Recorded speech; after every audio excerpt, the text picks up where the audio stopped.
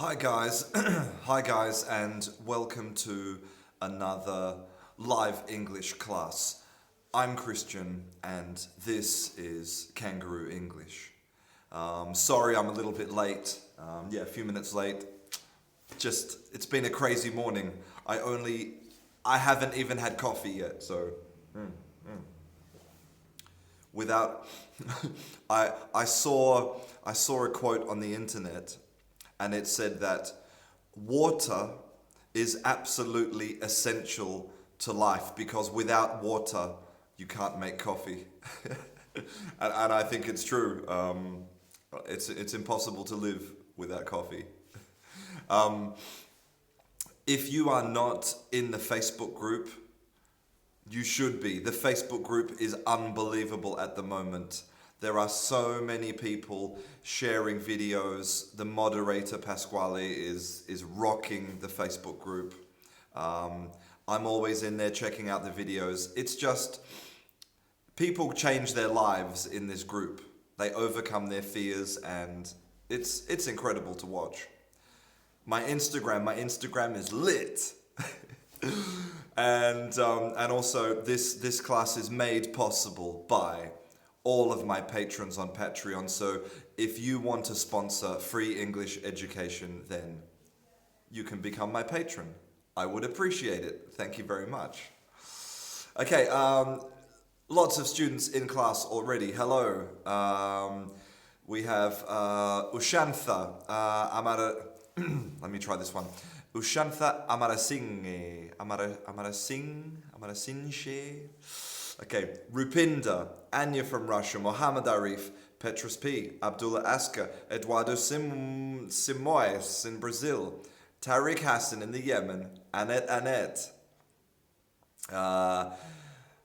Okay, so Ushantha, you're from Sri Lanka. Hello and welcome. Hashim from the Sudan, Fadi Boss, Abdullah Asker, Calabasa Asa. I don't know if you're Spanish. Calabaza Asa? The Atha pumpkin? Marco Shiba, Ula Grzetch. Eastern European languages. How do you pronounce a G? Okay.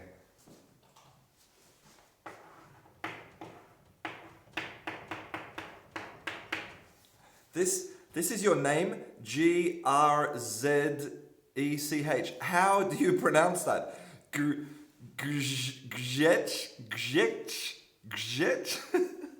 It's impossible. Help me. Okay, Angelica, Dalo, lots of people. I can't. It's impossible to say hello to all of you. But it's fantastic to have you all here. The Facebook group, if you go to Facebook and type in Canguro English, you will find the Facebook group. No problems, easy. I thought today I would continue talking about phrasal verbs and prepositions. But today you can choose the subject. You can choose what type of phrasal verbs we learn. We can learn phrasal verbs about studying, about work, about business, whatever you want. Okay, so I'll let you decide, and then I'll show you the logic behind them. So, but first, let's warm up. Let's warm up. Okay, so Ula says that this is her surname and she's Polish, but how do you pronounce it? Can you type it phonetically so that I have an idea how to pronounce it? Yes, it's very true actually, DJ Avel. Lots of love and hope. I'm sending out to the people affected by the Iranian earthquake. Last time I checked the news, it said that more than 200 people had been killed.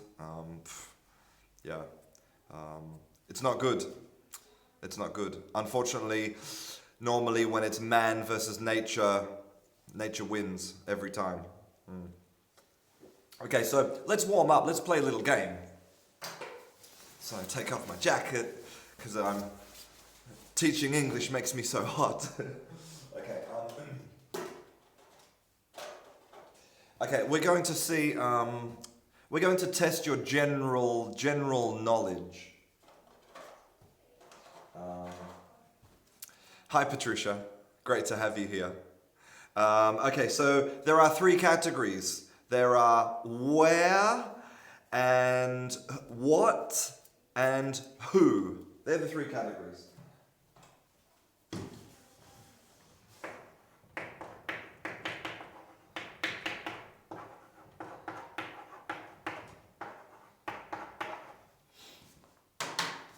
There we go. Where, what, and who. Which category would you like me to answer questions about? Okay, so Ula says that the last letter is ch, like in English, H, but Ula, how do you pronounce the G and the R and the Z together? How do you pronounce this combination? Is it grj, grj, grj? Grj? I'm sorry if I am murdering your language. Okay, so we have some people here. Everybody wants the category of who, about people. Okay. So this game is very simple. I'm going to read 10 clues, and then you have to guess who is the person, okay, who the person is. Okay, let me try and find somebody interesting here that is internationally famous, because a lot of these people are, only famous in the Anglo-Saxon world. Okay, complicated. Okay. Okay, here we go. Are you ready? So there are 10 clues. The first one is, I am an inventor. An inventor. The next clue is, I was born in 1847 and I died in 1931. Fiction magnate. Damn, that is incredible. He guessed it. He guessed it with 2 clues. Come on, that's not fair. That's not fair. He's right. It was Thomas Edison. Thomas Edison, amazing. Let me finish reading. He patented over 1,000 inventions. He gave the world electric light. He enabled people to watch moving pictures. He made great improvements to the telephone. And his first children, their nicknames were Dot and Dash. That's very interesting, right? Dot and Dash. And their nicknames. You know what a nickname is?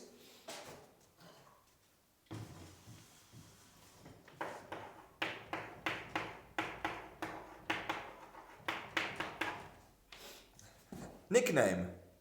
Nickname is like another name, an informal name that you give to a person. For example, my name is Christian, but in my old job, people called me Princess. So Princess was my nickname. And the origin of this word is quite interesting, because originally it was this.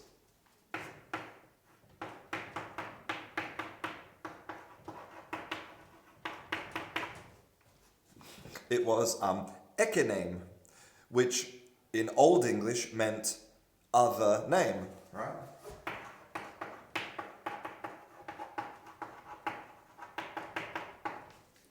So the question is, where did the N come from? Well, if you think about when we use the articles in English, what's the article? An eke name. But when people were speaking, they didn't know if it was a nickname or an nickname.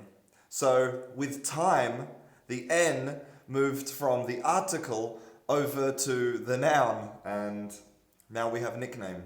There are lots of words in English like this. It's a fascinating process.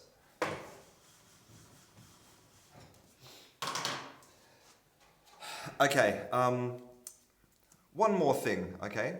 On these cards, on the back, you have 10 clues. But the original word was clue, like this. And clue is, even today in modern English, clue is a ball of string. A ball of string. So, can anyone guess, I'm curious, can any of my amazing students guess why a ball of string could have the same name as a clue to give little pieces of information about something? What's the relationship between the string and a clue?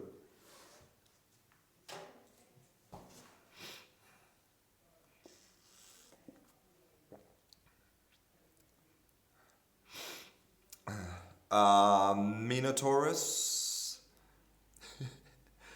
No, not minotaurs. Nothing to do with minotaurs. It's not related to minotaurs. I hope that you are all thinking about the connection between ball of string and aha. Very nice, Chandra. Very nice. Yes, the connection is that there's a story, a fable, that somebody was lost. They are lost in a labyrinth. Okay? So imagine you're in a labyrinth. How can you enter the labyrinth and then find the exit? Well, you take your ball of string and you let out the ball of string and you go into the labyrinth. So when you're finished, you follow the string and you can exit the labyrinth. Yes, the string of Ariane, le fil d'Ariane. There's a really excellent French album, and I can't remember the name of the singer. She's a female, and the album is called Le Fil, the string, and every single song on the album has this like sound, and she makes all the music from this one like tone. It's an incredible album. I can't remember the name of the artist, but you should Google it. Le Fil. It's a great CD. Okay.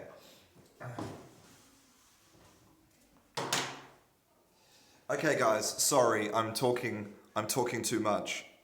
Last night I was interviewed on a podcast, a Spanish podcast, and I think I talked too much.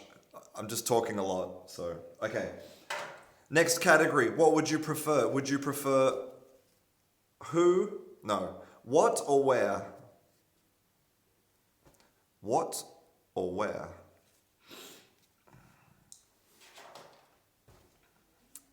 Okay. Paolo Consolmagno is the first. Very good, Paolo. And he says what? Okay, so it's an object. What? Okay. Okay, so it's an object. I'll read the clues and you tell me what it is. The first clue is, I am found in many businesses and homes. That does not help at all. Okay. The next one, I can be a centerpiece. A centerpiece. Do you know what a centerpiece is? Something which is, in the center of the table, the center of a coffee table, or something, wow. No, it's not a flower, but that's a good guess. People love to stare at me. To stare. No, it's not a kitchen, it's not money, although people do like to stare at money. And it's not a phone, no. Okay, next one.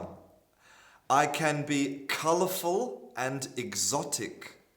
Ooh, colorful and exotic. It's not a television, it's not a mirror, and it's not a ornament, no, not a sofa, no. The next one I think is important. I am full of liquid. Full of liquid.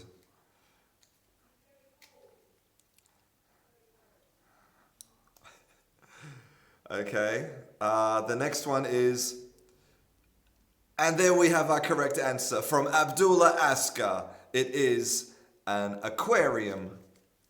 There are two synonyms in English. You can call it an aquarium or you can call it a fish tank.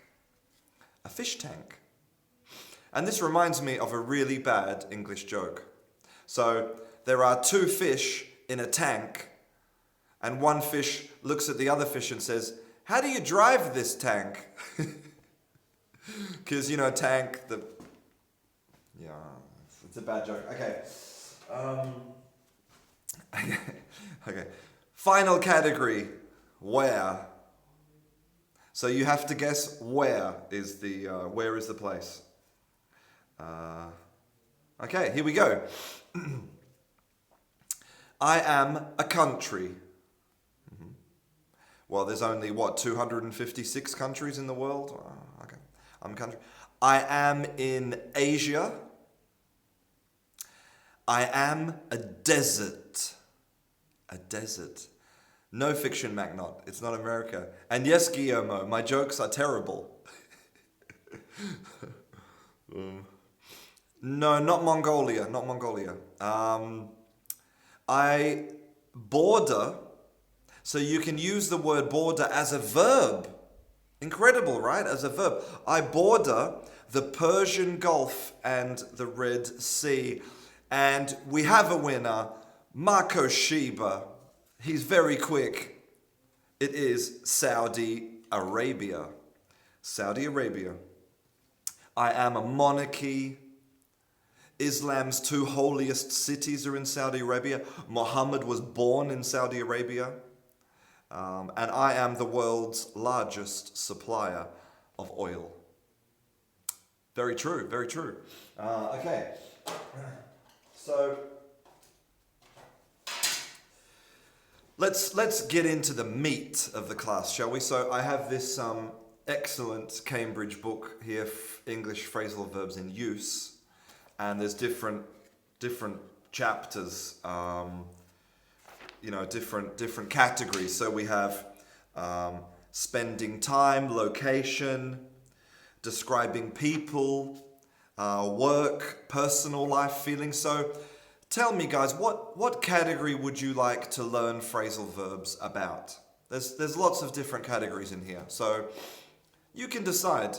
And the category that's the most popular, I will teach those verbs, okay? So yeah, please tell me.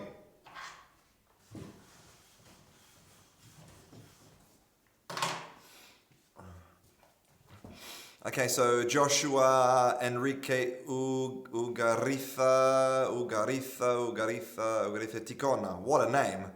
Work, animals, work, relationships, business, cooking, work, cooking,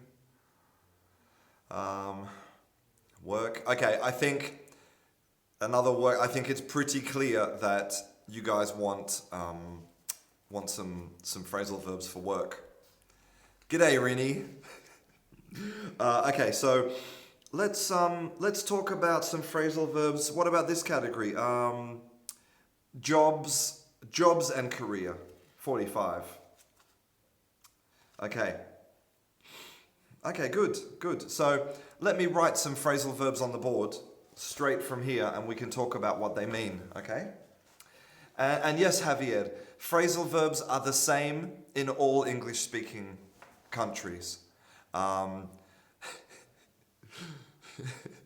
It's people like to say that, American English is so different from British English, but it's just not true, really.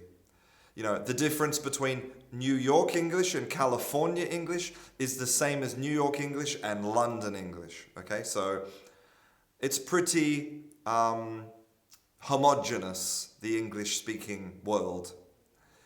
And no, DJ Avel, we are not going to learn any phrasal verbs for flirting. But maybe I could teach you some pick-up lines. You see, that is a phrasal verb, to pick up. You see, you can pick up an object, like a chalk, but you can also pick up a girl or a boy and take them to your house and have a drink and watch Netflix and chill. So there you go. There's a phrasal verb for flirting. To pick up. Okay, so let's look at these. Okay. No.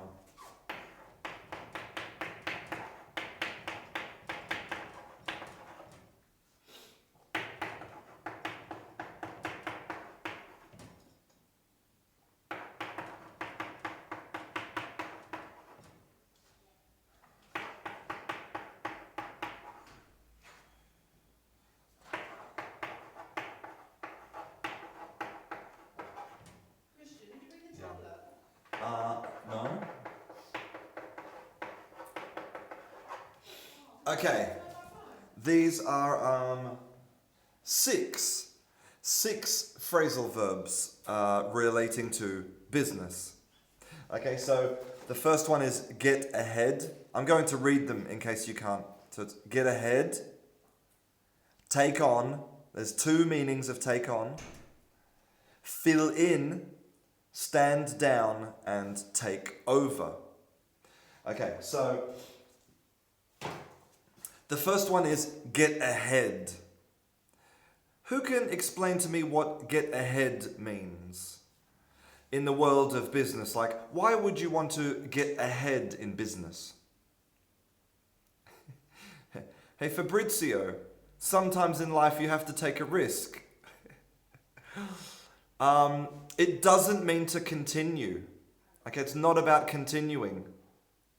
And it's not about moving forward, no. And it's not about starting the work.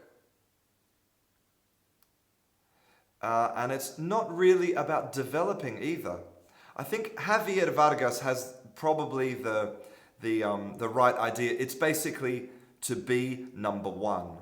Okay, so let's analyze the meaning. So we know that get has lots of different meanings. Get is possession, get is obtain, but get is also movement. So here we're talking about movement. We're saying we want to get ahead. Imagine that these are two cars driving down the street. Okay, now this car is in front and this car is behind, but this car wants to move. It wants to get ahead. It wants to be number one. Okay, so that's what get ahead. And ahead, well, think about it, right? Language is influenced by human existence. And when we go somewhere, we lead with our head. The head is first. You go into a room, your head is first. You look, the head is the leader of the body. So to get ahead is to go from the back and to get ahead, to be number one. Maybe you want to get ahead in work by getting a promotion. Or maybe you want to get ahead by increasing your salary. It's different from take over. Let's talk about the difference.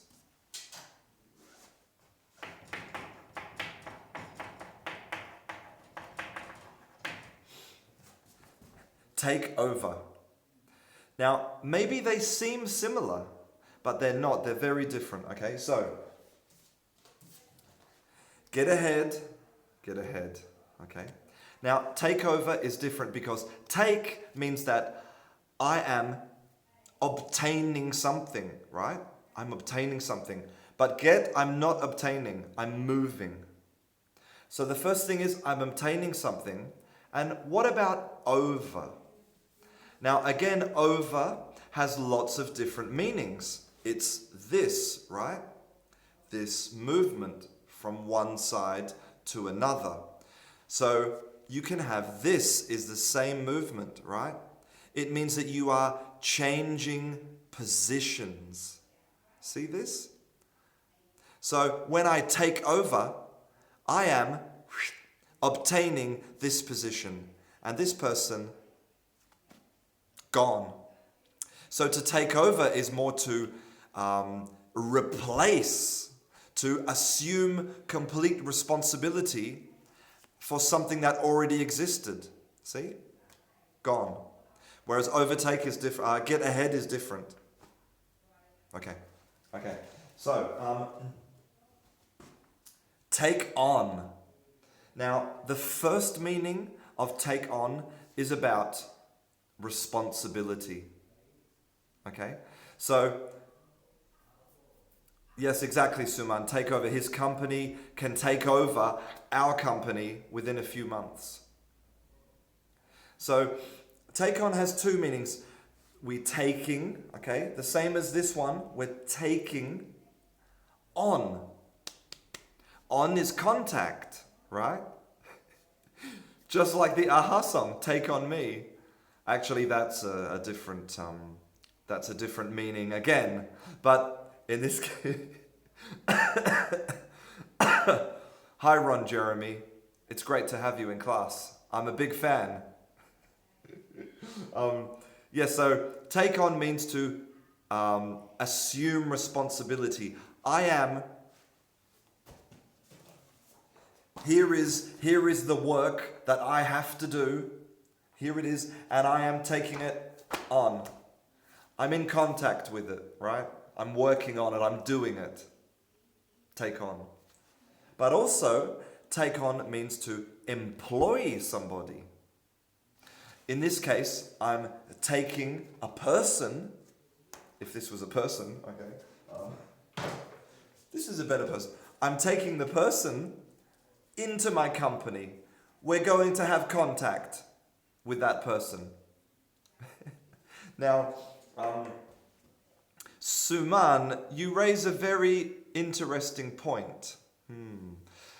Why do we say take off the jacket, but not take on the jacket? I mean, it could exist, right? Take on, take off. But it doesn't. Put on and take off. But logically, it makes sense. Okay, so let's have a look. And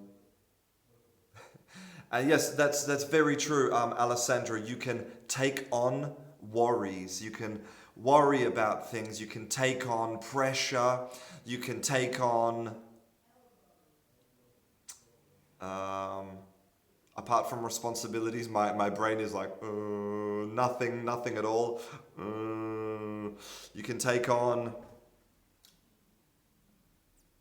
more work, stress. And yes, Denise Dessart, that's very true. We also have an idiom, which is to take on board.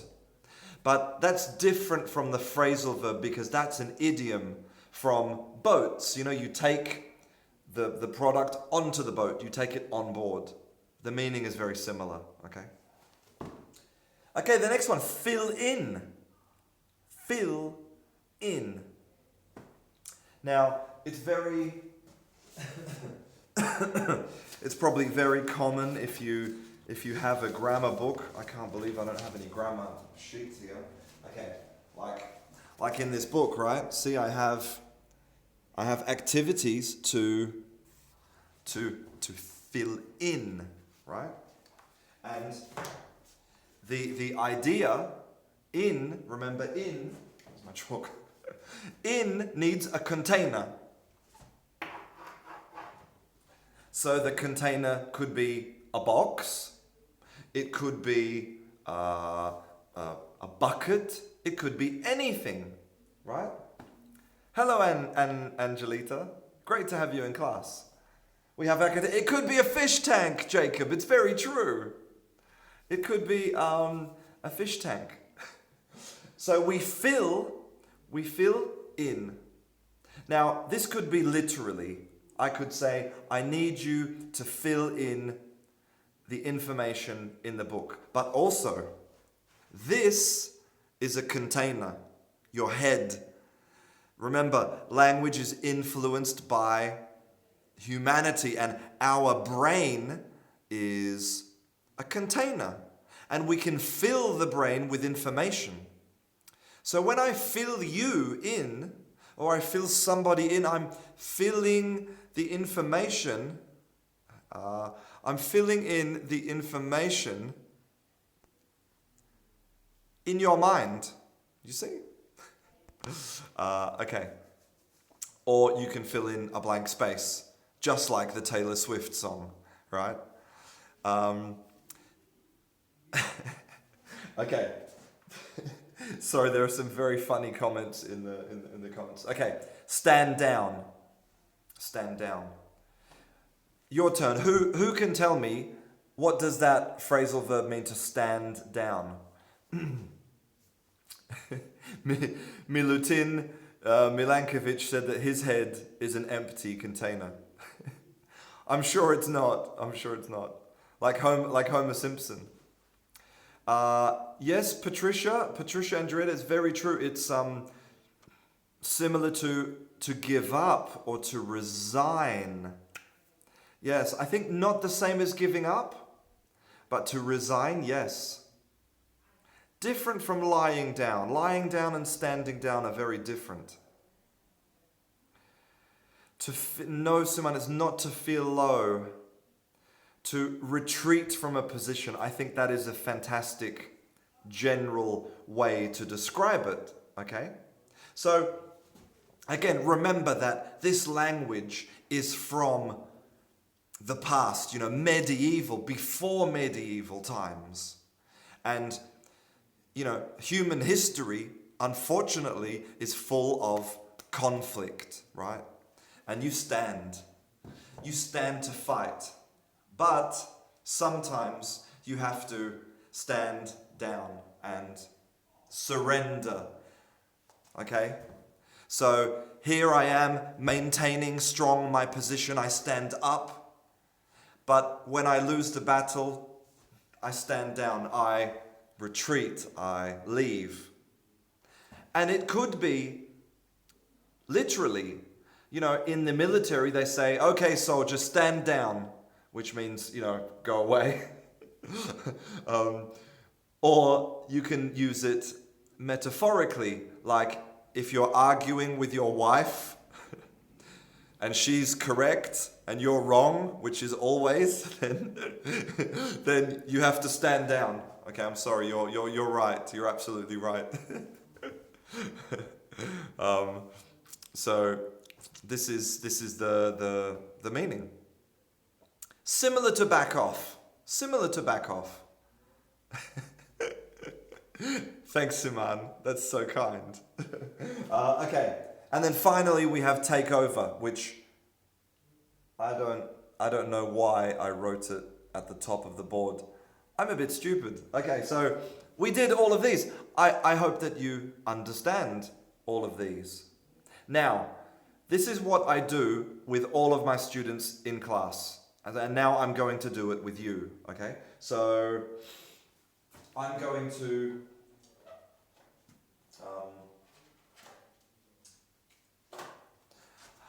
to choose a word, a random word, and you have to make a sentence with the phrasal verb and this word.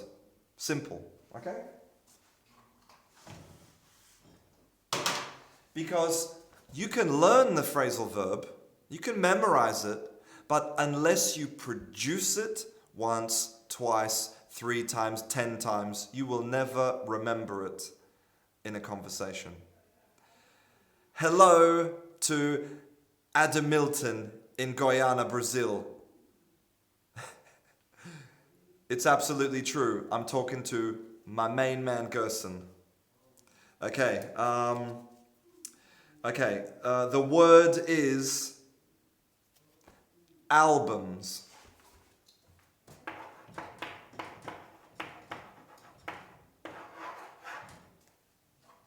rid of this box. Okay. So the word is albums. I want you to make a sentence with any of these phrasal verbs and the word albums. I can't wait to see what you produce. Hello, Paponchi Palusi in the Canaries. How are you? I took over his album. Nice. Like DJ Khaled. I fill in albums with pictures. Jacob, that is beautiful. Gennaro Capacota, I fill in this album. That's great. So take over. Hamodat, take over means to replace. Okay, replace. Exchange one thing for another. Assume control. Very good, Patioxville. Fill in my album with many pictures of my holidays. Lots of people using fill in. Okay, very nice. Very nice. Yes, Hamoda, I'm reading everything that you write. Thanks, Deborah. That's very kind. She shows me her wedding album. I take over my album by adding pictures. Yeah, you can take over the album, like take control of the album. Okay, I get it. But maybe you take over someone else's album, right, Garcia? I took over his album by adding my pictures. Paolo, very good, filling in my pics with albums. I have to take on your photo album for inquiry. Very nice, very nice. My band, this is great. My band is getting ahead in the national charts with a new album. Great example, DJ Avil. Ehsan, I am not going to talk about embedded questions in this class, but I will in the next one if you ask me. Another way, the new album is getting ahead of others. I never stand down until I have a complete album. Man, there's some excellent examples in here. Okay, let's do another one.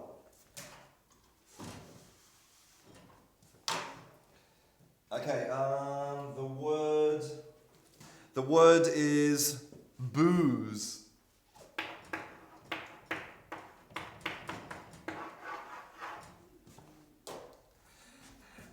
And yes, I know that maybe some of you don't know what that word means, booze. So the first thing is, who can tell me what booze is?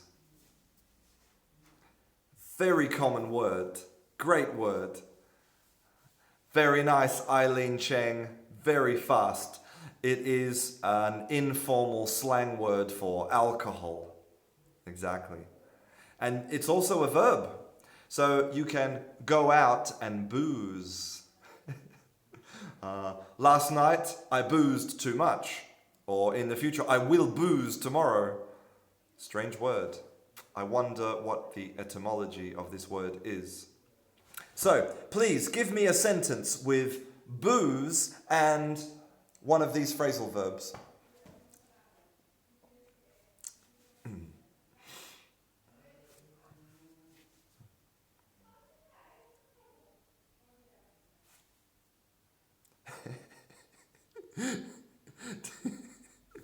DJ Avil says he's standing down to drink the next bottle of tequila.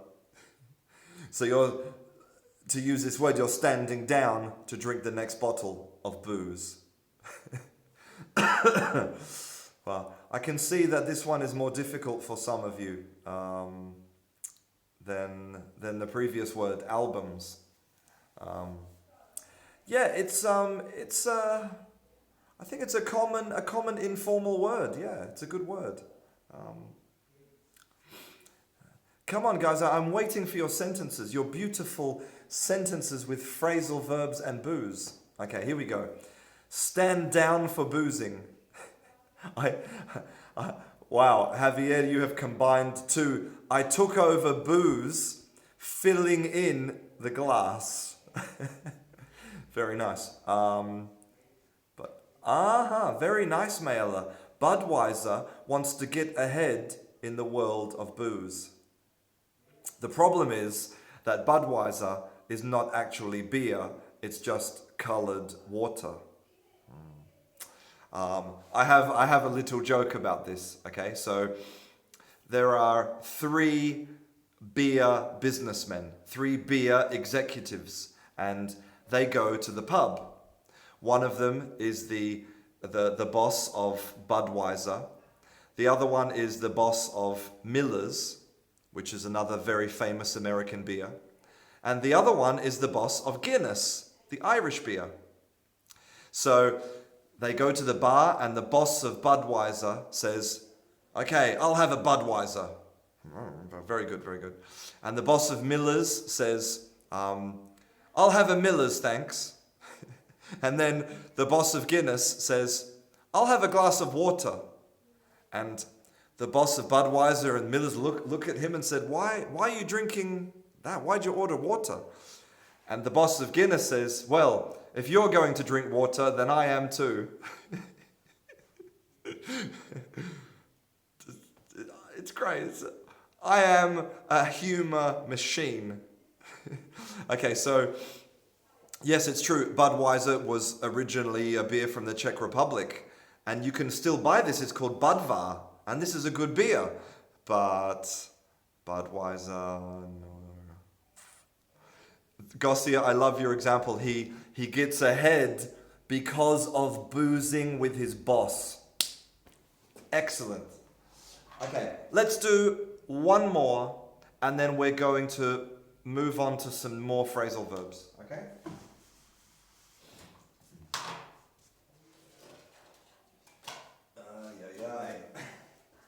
Okay, the next random word is it's good to revise vocabulary.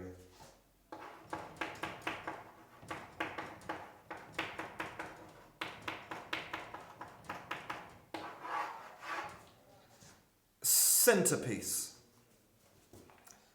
Centerpiece. The most important ornament in the room is the centerpiece. Thanks, Annette. I'm glad that somebody likes my jokes.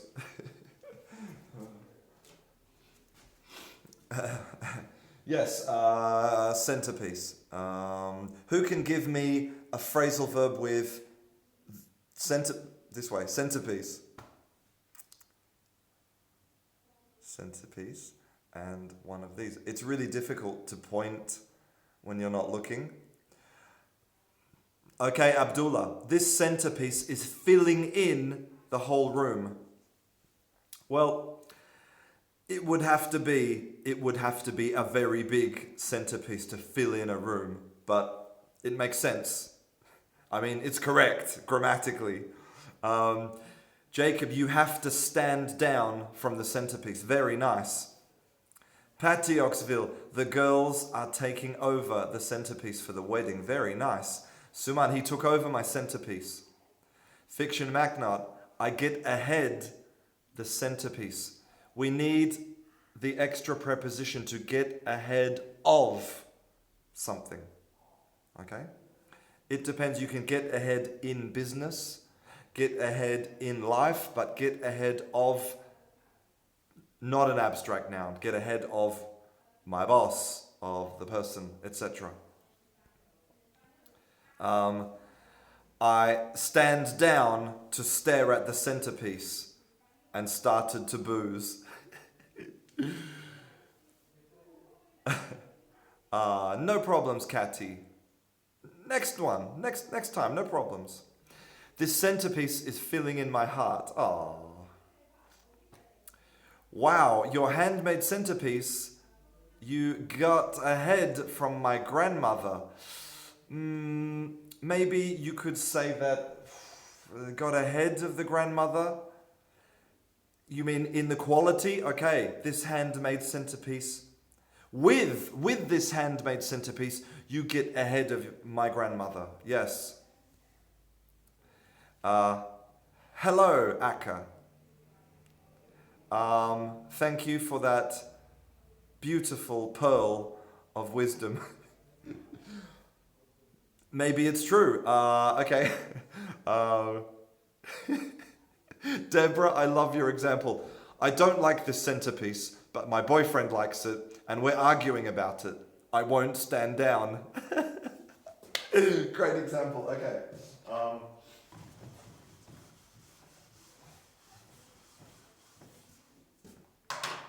So, before, when I asked you about which subject you wanted to learn phrasal verbs, a lot of you said work.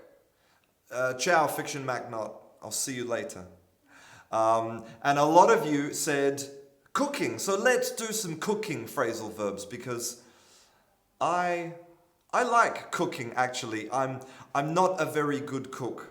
My specialty is eggs. Like basically scrambled eggs. Just eggs, just that's it, I think. That's it. So if you want me to make you scrambled eggs, no problems. But anything more advanced than that, no. So Jacob can cook anything. Wow. I admire people who can cook. I think you need a good palate to cook well and just a good idea of quantities and flavors, and it's a skill. It's a skill. And this is because, I love pizza, but I never actually really cook pizza. I get it from the restaurant. It's bad. I'm a pizza eater, not a pizza cooker. Yeah, do any of you watch MasterChef?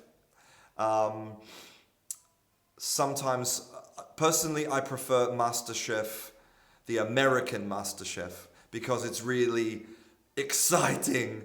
And the music, if you listen to the music from American MasterChef, it's like an action movie. People are bringing a cake from the kitchen, and the music is like ba ba ba ba do do do do do ba ba. Like, come on, it's a cake. It's not necessary to have this bombastic music but it's it's good. I love to watch people cook, but it makes me hungry. And yes, Kitchen Nightmares and Hell's Kitchen with Gordon Ramsay, that is funny. I mean, he is hilarious. He's really hilarious. And it's true, Australian MasterChef is pretty good. Yeah, it's pretty good. So let's talk about some phrasal verbs for cooking. Cooking. Where's the cooking? Cooking. Food and drink. I'm sure that there was food and drink. Not one for cooking. Well, okay. Okay. Ooh, here we go. Nice. Okay. Let me write them on the board.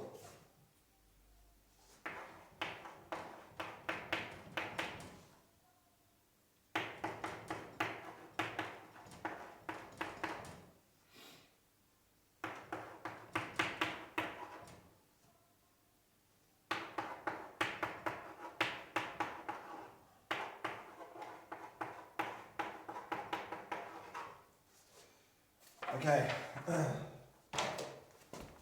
Ta-da! Here are 5 phrasal verbs that I stole from a Cambridge book. No. So we have go off, thaw out. Look at my tongue, huh? Thaw out, put on, heat up, and boil over. So, go off. What is the first one? What does go off mean? Who can tell me?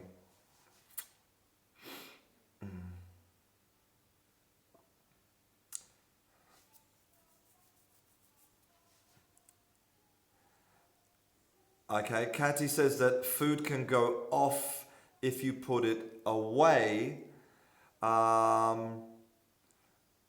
Okay, so yes, go off can mean to like change your mind about an idea, but this is related to cooking. So yes, you're right, Abdullah. A synonym would be to spoil. Great verb, to spoil. No, Hamad, it's not related to exploding like a bomb either. It's only for cooking. And it means to spoil, yes. So, for example, if you have a glass of milk and you put the milk in the kitchen for 1 week, it will go off, spoil, go bad. Okay?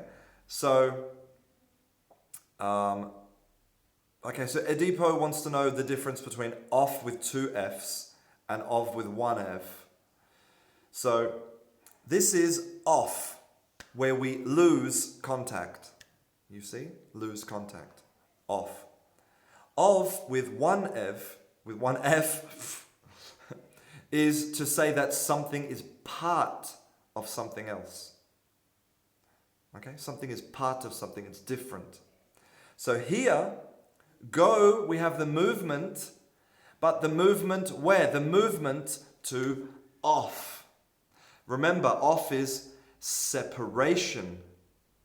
It's the separation of, something here which is together, it's complete, it's edible, you can eat it, and then now it's destroyed, it's broken into its constituent parts. You are not able to make contact with this product. You will probably die. It goes off. Okay, what about this one? A bit more difficult. To thaw out. Thaw. Does anybody know what this word means? And no, it's not the Viking Thor. Very nice, Patricia. It's defrost, which is different, Kaglar, from melt. Melt is like ice. Ice melts. It turns from a solid into a liquid. That's melt, solid liquid. Thaw is frozen solid to not frozen solid. It's different. Okay? And we thaw out. Out. Why out? Remember, out has lots of different meanings, right? Out. But when we do out, one of the meanings is when something is complete. Out means finished. So here we're saying to defrost completely, to thaw out. Okay? And you will find this meaning, this finishing meaning, in lots of different phrasal verbs. To thaw out, to write out your ideas, to think out a problem, to complete it. Okay? Put on. There's lots of bad jokes in English about, I'm going to the kitchen to put on a chicken.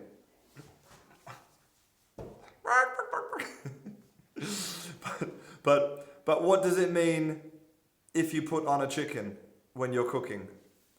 Well, thanks, Samir. I appreciate all those bravos. No, Jacob, it does not mean to set up. Exactly. So remember, on is contact. Contact. And put is, we have our literal put. So put on means to take your food and bring it in contact with the pan. Tss. Or you can bring it in contact with the oven. Okay, it basically means to put your food in contact with heat, to cook it. So you can put on the eggs, put on the chicken, it means to start to cook, basically. Okay? And also you can put on your...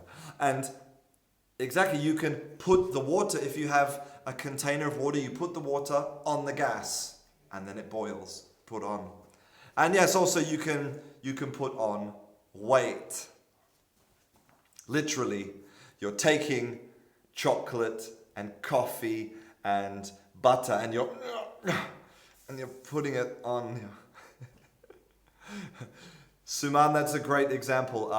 Yes, I would love something to eat. Can you make me something spicy, lots of chilies, maybe some onion bhaji as well, maybe some garlic naan. I love you forever. Man, I love Indian food. I can't talk. Here in where I live, it's impossible to get Indian food, and it's terrible. But I don't know, Suman, if you're in India or Pakistan or I'm not sure exactly where you live. Okay. The next one, to heat up. I think it's obvious, right? It's true, Mayala. I do like all types of food. So here we have heat, the verb, and the temperature up, increasing the temperature. Okay? Self-explanatory, right? What about this one, to boil over? Boil. You know that this word boil, what it means, yes? To when the water is... That's me boiling. Boil over. Okay, you're Indian. Okay. Yes, well, I hope that one day we can have a big Indian meal together. That would be awesome. I'm trying to teach my son Luca to eat more and more spicy food. So I put some chilies. I put chilies in the food, and I don't tell him. and sometimes he eats the pasta, and he says, "Hot, Daddy, hot." But he has to learn. It's a hard world out there. Okay, yes. So we have boil over. So here's a container, okay? And this is the limit of the container. And I fill in with water and fill in and fill in and fill in, and then it comes over. Remember, it's this motion, over. Remember from take over? It's the same with this. So the water comes over the edge. Boil over. I hate it when the pan boils over in my house. Now, Hamoda has a really interesting verb, which is seethe. Seethe. And the difference is that seethe is an emotion for people, right? And it means that you are like boiling softly inside. Yeah, you're like seething with anger. You're boiling very quietly on the inside, ready to explode. So milk can boil over. And exactly, if the milk boils over, you have to clean the stove. Oh, it's horrible. So you'll notice that some of these cooking verbs are used for people and things, like you can thaw out the relations between Russia and America. They thaw out, which is good. Then they're friendly, they're hot relations. Okay. I am working on a class at the moment about metaphors, and I'm pretty excited about it. I think it's something which will really help a lot of people to understand a lot of English, because, and recently, this is for me a very recent discovery. Like, I always told my students in the past that English was very idiomatic. We have lots of idioms. We love idioms, and that's why it's so difficult to understand informal English. But actually, the foundation of this problem is metaphor. And wow, I'm making some incredible discoveries, and I really think that I need to make maybe three classes about metaphor to explain everything.